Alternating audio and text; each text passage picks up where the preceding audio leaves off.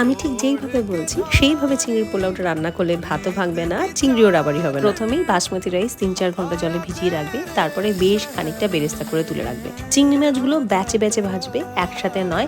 ১ মিনিটের বেশি ভাজবে না কিন্তু, ভেজে তুলে রাখলে।